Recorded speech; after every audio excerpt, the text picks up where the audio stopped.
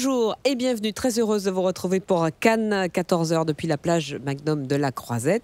Alors, je m'apprêtais à vous annoncer une plage détrempée et une température semblable à celle d'un mois de novembre. Mais devinez quoi, en une demi-heure, on a gagné plusieurs degrés et le soleil est revenu. Et ça fait du bien parce qu'en ce début de deuxième semaine de festival, les festivaliers commencent à être un peu sur les rotules. Ils sont en pleine forme, nos invités aujourd'hui sur le plateau de Cannes 14h. En tout cas, 2 femmes en première partie, 2 hommes en deuxième. On n'a pas fait exprès. Anaïs de Moustier et Audrey Lamy. Bonjour. Bonjour à toutes les deux. Jacques Attali pour la semaine du cinéma positif et Jean-Paul Rapneau qui revient sur la Croisette avec Cyrano, presque 30 ans après, seront là pour la deuxième partie de l'émission. On débute avec Anaïs de Moustier et Audrey Lamy. Anaïs, vous défendez les couleurs d'un court-métrage dans la sélection de la semaine de la critique. On en regarde tout de suite un extrait et on en parle ensuite avec vous. Bon, il a dit quoi exactement? Il a dit... Attends, je connais par cœur son texto. Il a dit... Impossible la semaine prochaine, je vais encore devoir me déplacer 8 jours. Ne m'oublie pas, belle amoureuse, je reviens vite. Belle amoureuse. J'avais oublié qu'il était si con. T'as répondu quoi? Ah bah j'ai rien répondu. Quoi, t'as rien répondu? Mais c'est normal que t'aies pas eu de nouvelles. Mais non, pas du tout, c'est le contraire. J'ai rien répondu précisément pour le faire réagir. J'ai voulu le faire flipper en fait. Genre, qu'est-ce que tu crois, mec, que je vais t'attendre? Ah mais du coup, c'est vraiment ça le pire, quoi. J'ai rien répondu par représailles, c'est un truc semi-punitif, semi-stratégique, et puis lui, aucune réaction. Ce court-métrage qui s'appelle Pauline asservie est signé Charline Bourgeois-Taquet. Il raconte finalement, Anaïs, ce que savent le mieux faire les personnes amoureuses et qui est en même temps le plus douloureux pour elles, attendre. Oui, exactement. C'est la longue attente presque insoutenable d'une jeune femme qui attend un message du garçon qu'elle aime, qui s'appelle Bruce et qui est un auteur de romans. Et le film, je trouve, est très savoureux et drôle autour de cette question-là et de tout ce que l'amour peut susciter de névrose chez les gens, quoi. Mm-hmm. On a envie de se dire, quand on voit ce court-métrage, que toutes celles et tous ceux qui n'ont jamais attendu désespérément un texto de l'être aimé, lèvent la main, parce qu'on ne doit pas être très nombreux dans ce cas. Alors, tout est dans le titre, en fait, ou presque. Pauline asservie, le mot est dur quand même, asservie. C'est vraiment, elle est sous influence, elle est soumise par cette attente. Oui, en fait, je pense qu'il y a un peu d'humour aussi dans ce titre-là, comme il y en a dans tout le film. Et la réalisatrice, en fait, elle s'est inspirée des fragments du discours amoureux de Roland Barthes et qui décrivent tous les états passés par l'être amoureux.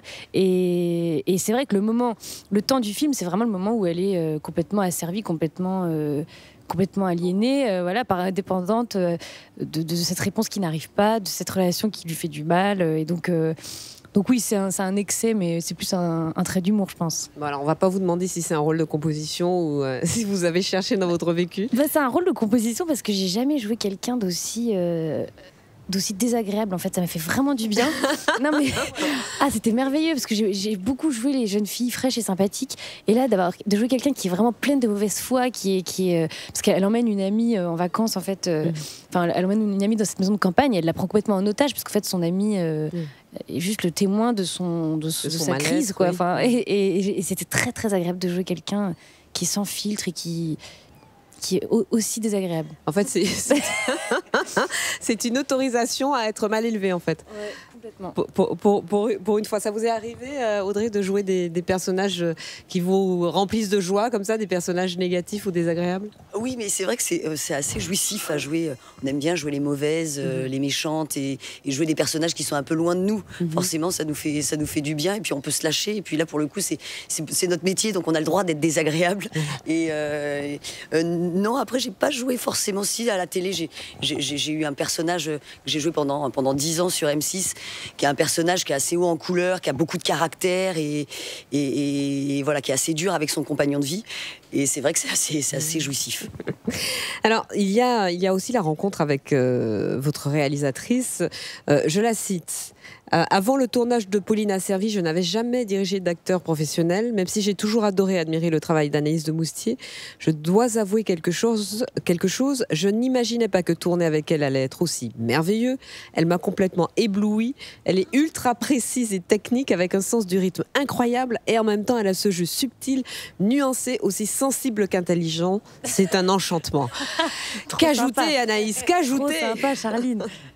Trop sympa. Bah, c'est drôle parce que tout ce qu'elle dit, en fait, elle se rend pas compte, mais c'est son talent à elle, en fait, qui permet ça. C'est que moi, ce qui m'a vraiment, vraiment beaucoup plu quand j'ai découvert ce film, c'est l'écriture, le talent d'écriture de Charline, qui est une écriture comme on en voit peu dans le cinéma français, très précise, très rythmique, et qui permet donc aux acteurs d'être que dans le plaisir, quoi. Moi, j'ai eu l'impression de suivre son texte et de baigner dedans, c'était génial à faire. Et par ailleurs, parfois je trouve que le défaut de certains auteurs, c'est de pas du tout savoir mettre en scène, d'être un peu empêtré une fois qu'il y a des êtres humains, une caméra, un espace. Et elle, j'étais déroutée parce qu'elle est tout de suite, elle a un sens de la mise en scène. Le film est vraiment chorégraphié, mis en scène.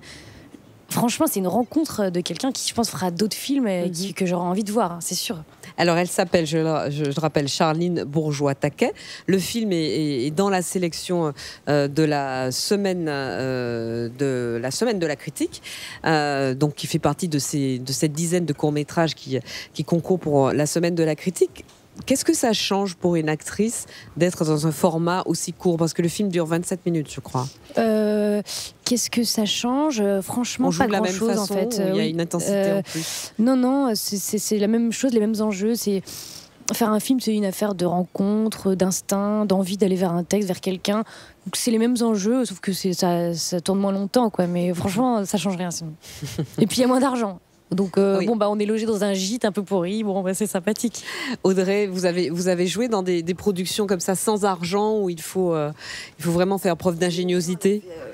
L'année dernière, un film de Michael Bourg qui s'appelait Simon et Théodore avec Félix super. Moati.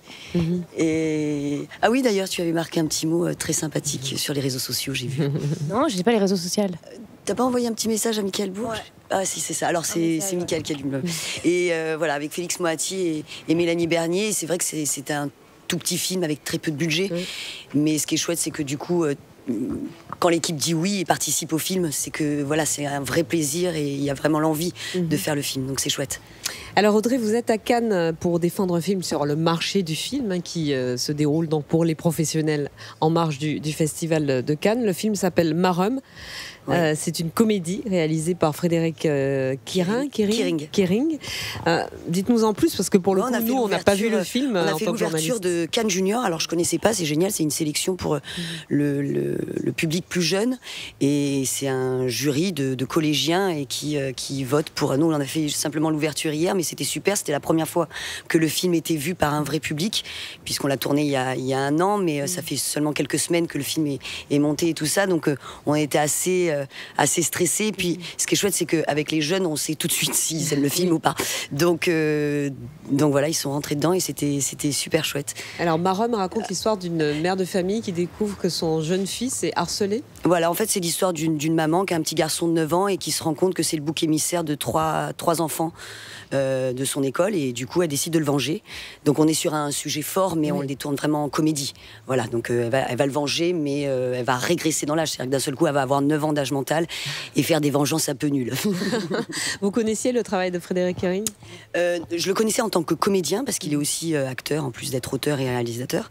Mais j'avais pas vu son premier film, Sale Gosse, parce qu'il est sorti pendant qu'il m'avait proposé... l'an dernier, oui. Voilà, donc voilà. Et puis, mais en fait, on n'a pas forcément... Une fois qu'on a un coup de cœur et de l'enthousiasme pour un scénario, le personnage était vraiment bien dessiné, et tous les personnages du film sont super bien dessinés. Il y a un côté très cartoon, voilà, donc, que j'adore, et voilà, et j'ai dit oui tout de suite. Et la sortie du film est prévue le 18 juillet. Le 18 juillet de cette année. Ouais. Mais on vous souhaite plein de bonnes choses pour ce film. Comment se passe votre festival de Cannes 2018 ? Très bien. Je suis arrivée hier, donc c'était un peu court, et puis je pars ce soir. Mais non, sublimement bien. On a fait une belle ouverture. Hier, on a vu un super film, le film de Gilles Lelouch. Et maintenant, il fait beau, on a évité la pluie, donc tout va bien. Très bien. Vous aurez le temps de voir un autre film Je pense pas, non, je m'en vais tout à l'heure. Non. Et pour vous, Anaïs, Festival de Cannes 2018, c'est très court aussi. Hein, c'est très court. J'ai vu quand même aussi le film de Gilles Lelouch que j'ai trouvé très savoureux. Et c'est tout. Je vais partir. Aller-retour. C'est-à-dire quand on n'a pas de film soi-même à défendre, à part évidemment le court-métrage. Ouais, voilà, on va présenter le film ce soir. Oui. Et puis après, c'est bien de rentrer chez soi. Hein. Parce que les films, c'est difficile de les voir. Enfin, voilà, Non, mais c'est bien de les voir quand ils sortiront. Cette semaine a été marquée par la montée des marches de 82 femmes, symboliquement, puisque on est évidemment quelques mois seulement après l'affaire Weinstein, mais au-delà de cette affaire, la place des femmes dans le cinéma, ça a toujours été une question, et ça fait quand même des années qu'on en parle à Cannes, qu'on se plaint du fait qu'une seule femme n'ait jamais eu la palme d'or, et encore c'était une palme Jane Campion qu'elle partageait avec un autre lauréat.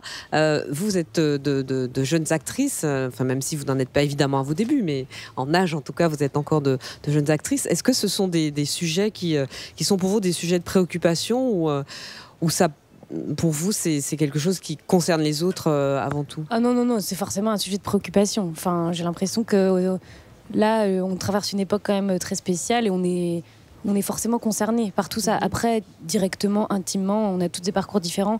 Moi, bizarrement, la seule fois où je me suis sentie en danger sur un plateau de cinéma, c'était avec une femme. Donc, oui, parce que des femmes harceleuses, ça existe aussi. Ça peut arriver. Ouais. Donc, dans mon parcours professionnel, il n'y a pas eu de problème avec les hommes. Au contraire.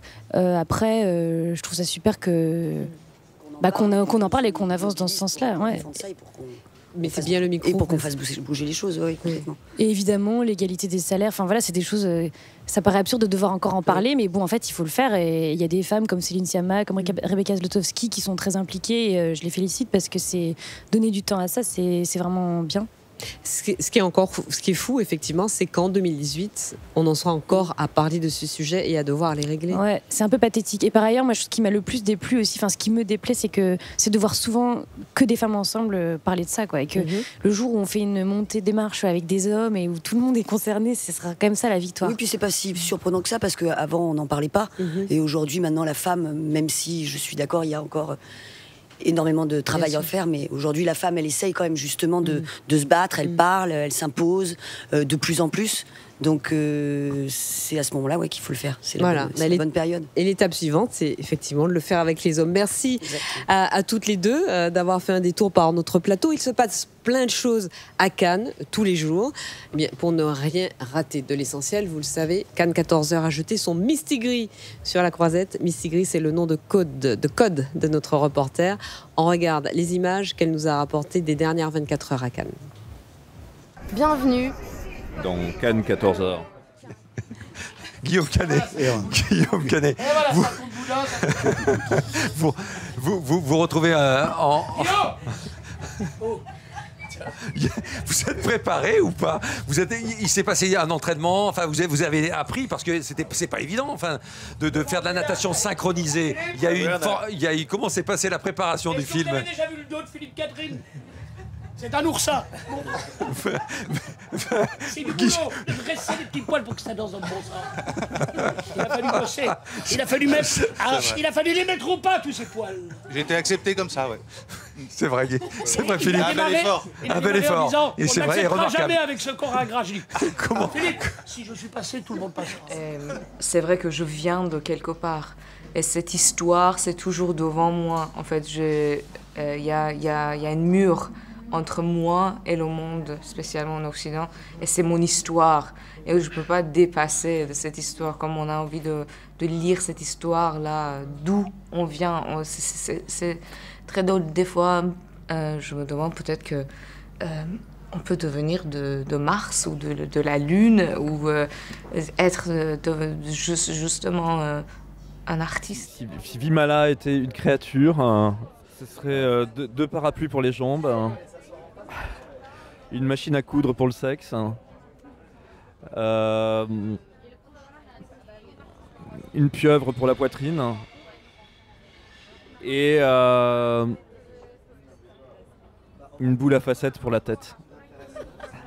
Pour moi, le film, il parle, c'est une boîte de Pandore imbriquée de récits enchâssés à l'intérieur de la tête de quelqu'un dont le cœur bat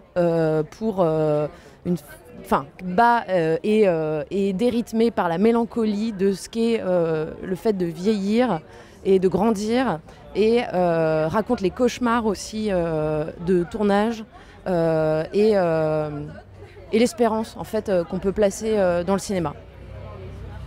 Voilà. C'est pas du tout clair. Voilà. Merci, au revoir. Deuxième partie de Cannes 14h, nous recevons le réalisateur Jean-Paul Rapneau pour la projection dans la catégorie Cannes Classique ce soir de son Cyrano de Bergerac. Bonjour Jean-Paul Rapneau. Bonjour. Merci d'être des nôtres. Le film date de 1990, presque 30 ans déjà. Et il n'a pas pris une ride. Jacques Attali est également avec nous. Bonsoir bonjour, Jacques Attali. Merci d'être là, fondateur et président de Positive Planète. Vous nous parlez de la semaine du cinéma positif qui a débuté le 8 mai, en même temps que le Festival de Cannes, et qui se déroule, qui s'achève ce soir avec notamment un grand dîner de levée de fonds. On va d'ailleurs tout de suite regarder quelques images de ce que c'est que cette semaine du cinéma positif. Regardez. Est-ce que le cinéma peut changer le monde? Est-ce que l'art peut changer le monde? Le cinéma est un formidable lieu d'éveil des consciences, d'où le cinéma positif.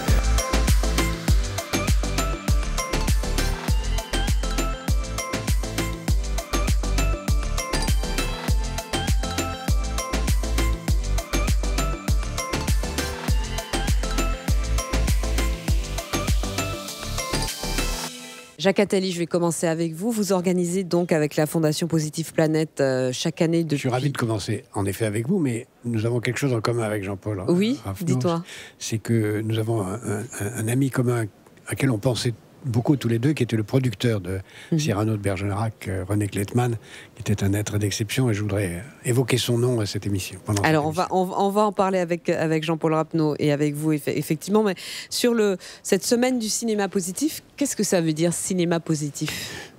La Fondation Positive Planète, c'est une fondation qui rassemble tous ceux qui travaillent dans l'intérêt des générations suivantes. Donc nous faisons sur le terrain beaucoup d'actions pour aider les générations suivantes dans les quartiers en France, qu'un peu partout à travers le monde, à réussir leur vie.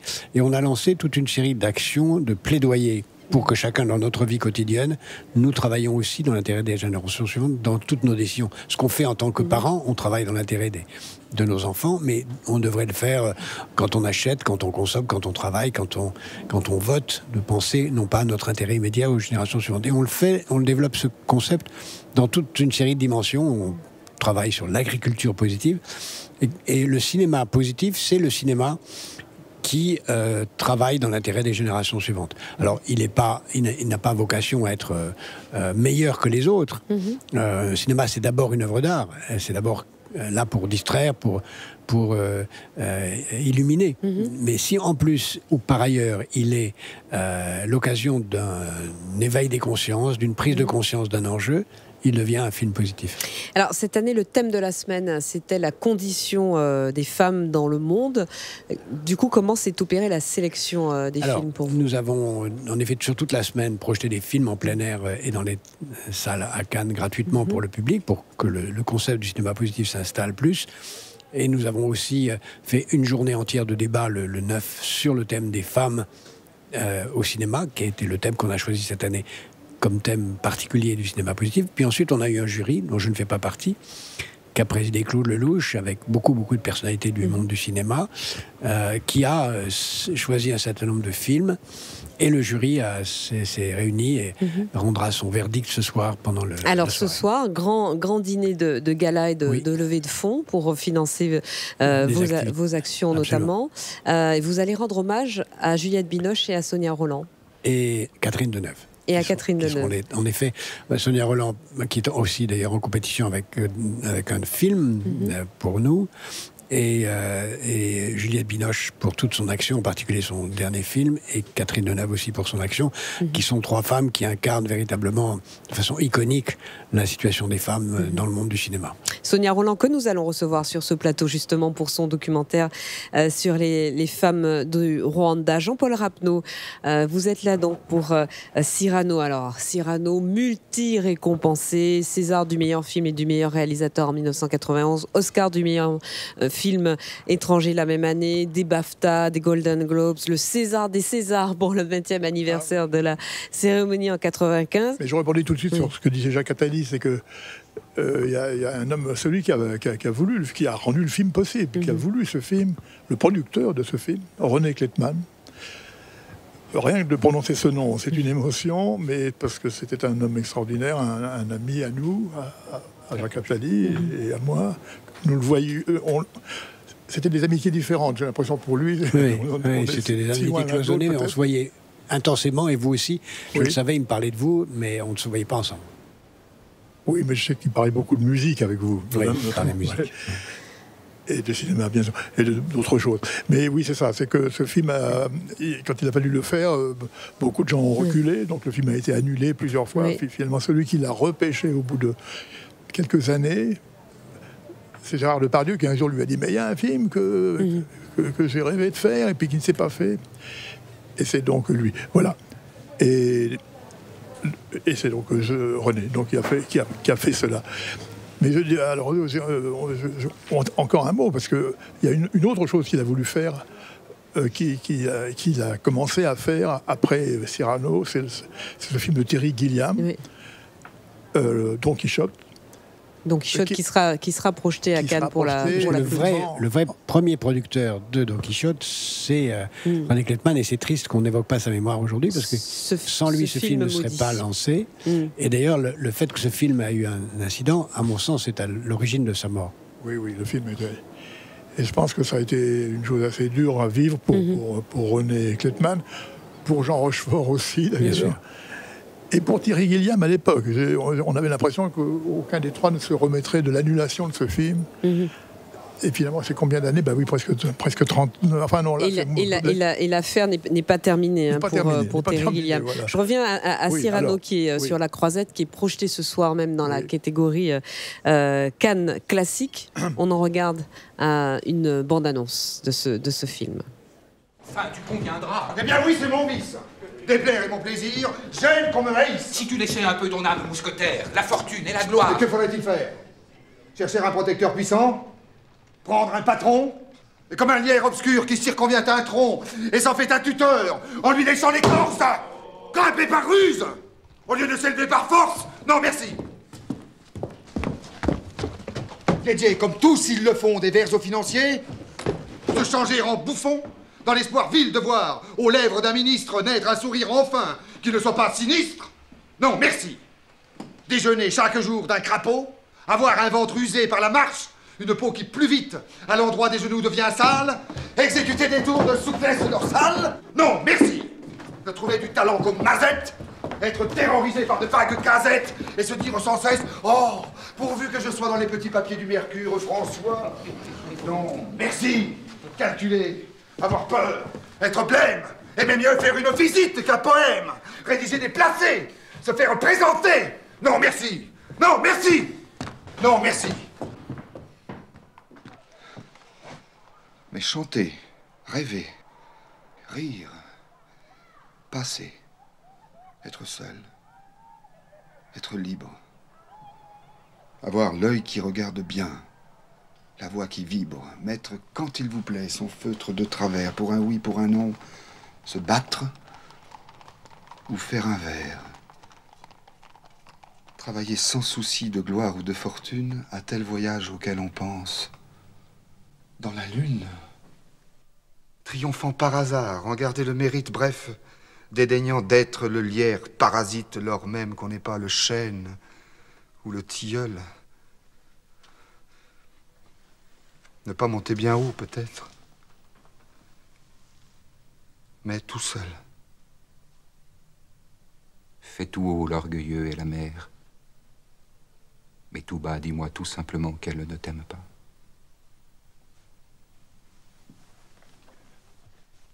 Tais-toi. Cyrano sur La Croisette en version remasterisée. Qu'est-ce que ça change, le fait que la version soit remasterisée? Plus que remasterisé, restauré, dit-on. Alors, effectivement, le film a été tourné... Enfin, justement, au fond, je pensais à ça, c'est que le film paraissait impossible au départ à ceux qui d'ailleurs, n'ont pas voulu le faire. C'est qu'il s'agissait de passer du théâtre au cinéma, comment le cinéma pouvait s'introduire dans cela, dans ce qui semblait être le comble du théâtre et de l'artifice. Et en plus en vers, en alexandrin. Et finalement, cette transformation a eu lieu. C'est devenu un film de cinéma, je dirais. en Alexandre. Mais il y a eu aussi cette transformation-là, c'est que c'était tourné. La deuxième transformation, c'est que c'était tourné en 35 mm, en ce qu'on appelait le système analogique, donc 35 mm sur pellicule. Et voilà que là, il a fallu le numériser. Il passera ce soir en numérique. Mais numérisé et restauré, enfin, par ceux qui l'avaient fait. Et vous l'avez vu, cette nouvelle version? Ah bah, vous avez retrouvé votre film? Mais enfin, avec Pierre Lhomme. Pierre Lhomme, l'opérateur de ce film, une image extraordinaire, qui avait d'ailleurs été primée à Cannes à l'époque, et c'est lui qui a restauré, mais même il s'est appliqué à faire mieux que... Il disait toujours, j'ai raté certaines choses, pas tellement selon moi, mais il s'est appliqué à faire ce qu'il n'avait pas eu le temps, dit-il, de faire. Est-ce que vous avez la sensation que ce film a bien vieilli? Il a presque 30 ans. Écoutez, il y a une sorte de miracle avec ce texte, cette pièce, cette idée de Rostand, et la traduction en images, et Gérard, ce que Gérard Depardieu a apporté, alors que lui qui ne connaissait même pas la pièce d'ailleurs, qui au départ d'ailleurs mélangé quand je lui ai proposé, quand nous lui avons proposé, il pensait que, il disait oui Cyrano, je vois très bien, oui, c'est l'homme qui mange des poulets tout le temps. Alors on dit mais non, il n'y a pas de poulet dans la pièce. Mais si, il mange des poulets. Et en vérité, il confondait avec Porthos des Trois Mousquetaires. Des Trois Mousquetaires. Oui. Alors on était obligé de lui rappeler que Cyrano, il y avait une scène célèbre où justement il meurt de faim. Oui. Ah bon, déjà ça fait un peu. Jacques, vous trouvez que ce film, je suis sûr que vous l'avez encore en mémoire, vieillit bien? D'abord, j'admire ce film parce qu'il a réussi à rendre, comme vous l'avez dit, une pièce incroyable, écrite par un jeune homme de 20 ans. Hein. Il avait 20 et quelques années quand il a écrit cette pièce, et qui est aujourd'hui encore jouée sur toutes les scènes du monde. Il a réussi à en faire un film qui donne à encore plus de gens accès au théâtre. Donc c'est un des rares exemples de théâtre filmé, même si cette connotation est toujours extrêmement négative. Mais là, c'est du théâtre filmé, mais qui est devenu une œuvre à part entière, magnifique, avec des décors, des scènes d'extérieur, et qui vont tout à fait dans... Donc c'est un film positif à plusieurs dimensions, parce que c'est un film qui exalte la grandeur, qui exalte l'honnêteté, qui exalte l'altruisme, qui exalte l'amour, et qui exalte, mais aussi qui exalte l'amour d'une façon très particulière, qui est exactement ce que nous appelons positif, c'est-à-dire le fait d'aimer sans exiger de l'être en retour. C'est un amour généreux. C'est un amour très généreux. Ce qui n'exige pas le retour. Il aime pour aimer et pas pour être aimé. Et c'est vraiment le cœur de ce que nous appelons l'attitude positive. C'est-à-dire vouloir agir dans l'intérêt des générations suivantes sans exiger d'elles qu'elles vous aiment en retour. Et Cyrano aime sans exiger d'être aimé en retour. C'est d'ailleurs une histoire où les deux héros, Cyrano et Roxane, meurent vierges. Oui. Ah oui. Bon, c'est assez rare dans notre époque. Jean-Paul Rapneau, vous avez eu en dehors de Cyrano, vous avez eu d'autres grands succès au cinéma, mais est-ce que vous avez une tendresse particulière pour ce film-là? Oui. Bizarrement d'ailleurs. Bizarrement, je ne lui aurais pas pensé moi. Enfin, on m'en a parlé, j'ai dit mais c'est impossible. Et c'est cette idée du défi qui m'a finalement... Enfin, ça me changeait par rapport aux années que je passe à écrire des histoires que j'espère un peu personnelles. Non, ça reste pour moi très important. Eh bien, merci à tous les deux. Cyrano de retour donc sur La Croisette, après avoir été présent au moment de sa sortie dans la sélection et avoir valu le prix d'interprétation masculine à Gérard Depardieu. Cyrano de retour sur La Croisette ce soir dans Ciné Classique à Cannes. Et puis la clôture de la semaine du Festival Positif, c'est aussi ce soir sur La Croisette. Merci beaucoup. Merci. Cannes 14h revient demain à 14h, comme son nom l'indique, sur notre plateforme icinema.com. À 20h dès ce soir sur l'antenne d'Altis Studio. D'ici là, nous, on va voir des films et puis on vous en parle demain. À demain.